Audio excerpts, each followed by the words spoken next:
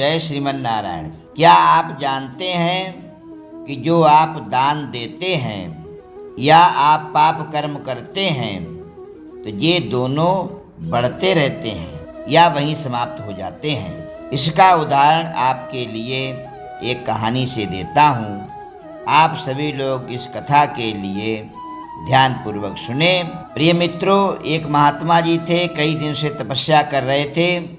जब उनकी समाधि खुली तो वह भूख से परेशान हो गए।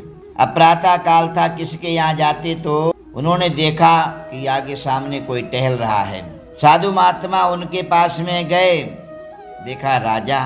बोले, राजन मुझे भूख लगी है, कुछ खाने को दो। राजा ने कहा, देखिए ये महात्माओं के हाल हैं। सुबह सुबह नहीं हो पाई, सब लोग पूजा पाठ वगैरह करते हैं तो इनके पेट में आग लग गई। राजा को क्रोध आया, आसपास में देखा, कुछ नहीं दिखाई दिया तो गोबर पड़ा हुआ था। राजा ने गोबर लिया और महात्मा की झोली में डाल दिया। महात्मा जी संतोषी थे, गोबर लेकर के आ गए। उन्होंने गोबर को थोड़ा सा घोला, घोलने के बाद में उसको पी लिया और फिर से पूजा पाठ में बैठ गए। अब महात्मा जी की इतनी ख्याति हो गई, इतनी प्रख्याति हो गई कि सारे लोग उनका गुणगान करने लगे। राजा ने कहा, मैं भी उन महात्मा के दर्शन करना चाहता हूँ। राजा उन महात्मा के दर्शन करने के लिए गया तो वहाँ पर बगीचे को देख करके बड़ा खुश हो गया, मोहित हो गया। अंदर झोपड़ी के जब गया तो देखे संत महात्मा जी बैठे हुए, धूना लगा हुआ है, तपस्या में मग्न है। जाकर उसने साष्टांग दंडवत प्रणाम किया और कुशल क्षेम हुई। बोले, महाराज बताइए, मैं भी कुछ सेवा करना चाहता हूँ, मेरे लायक कोई सेवा हो। राजा ने तो महात्मा को नहीं पहचाना, लेकिन महात्मा जी ने राजा जी को पहचान लिया।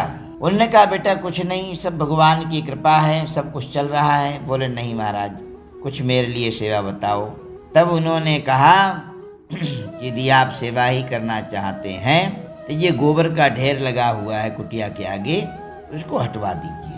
राजा ने कहा, ठीक है महाराज, इतना सा काम, चलो, हमारा बड़ा सौभाग्य है कि आपने कुछ तो काम मुझे बोला।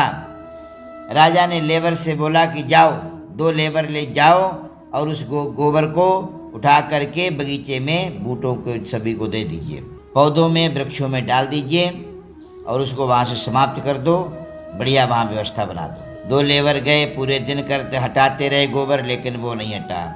राजा ने पूछा उनको, नौकरों को, कि सुनाओ, गोबर हट गया? बोले, महाराज वो तो नहीं हटा। बोले, कल 4 लोग जाओ। अब इस प्रकार से 4, 10, 12, 20 लेबर गई, काम करती रही, लेकिन वो गोबर का ढेर वहाँ से नहीं हटा। तब उन्होंने पूछा, हट गया? बोले, नहीं महाराज। तब राजा स्वयं महात्मा के पास में आए, महाराज इतना सा गोबर का यह ढेर, ये खत्म क्यों नहीं होता है? तो महात्मा जी ने कहा कि हे राजन, यह पुण्य रूपी पाप रूपी ढेर है, यह जल्दी समाप्त नहीं होता है। बोले, महाराज फिर ये कैसे समाप्त होगा? इसका कोई तो हल होगा। बोले, छोड़ो राजन, वो नहीं महाराज, मैं पूछना चाहता हूँ। तब महात्मा जी ने कहा कि मैं कई दिनों के बाद में समाधि से उठा, मुझे भूख लगी थी तो मैं किसी के पास मांगने के लिए गया था, तो उसने मुझे भोजन के रूप में यह गोबर दिया। आज वही गोबर इतना बड़ा ढेर हो गया। राजा घबरा गया। राजा ने कहा, अरे राम राम, वो तो वही महात्मा जी हैं और मैं वही राजा हूँ जिसने गोबर दिया था। बोले, साष्टांग दंडवत प्रणाम किया, चरणों में गिर गया, महाराज मैं वही मूर्ख राजा हूँ जो आपके लिए खाने के लिए गोबर के रूप में यह दिया। बोले, महाराज ये कैसे समाप्त होगा? तो बोले, राजन आपने खाने के लिए मुझे दिया था तो ये आपको खाना पड़ेगा, तभी ये ढेर समाप्त हो सकता है। राजा ने कहा, हे भगवान, इतना बड़ा गोबर का ढेर कब खा करके मुकेगा? और गोबर कभी खाने की चीज़ है क्या? काजू हो, बादाम हो, किशमिश हो, पिस्ता हो, खीर वगैरह हो, मालपूड़े हो, बर्फ़ी हो, लड्डू हो, तो आदमी उसको ढेर चाहे जितना बड़ा हो। पता नहीं कितने ढेर इस पेट ने ढेर कर दिए, लेकिन ये गड्ढा भरा नहीं। अब राजा सोचता है कि भगवान कोई ऐसा उपाय बताओ। साधु महात्माओं के पास में हर एक का इलाज होता है, भगवान कोई ऐसा उपाय बताओ जिससे यह ढेर खत्म हो जाए, इतना खा तो नहीं सकता।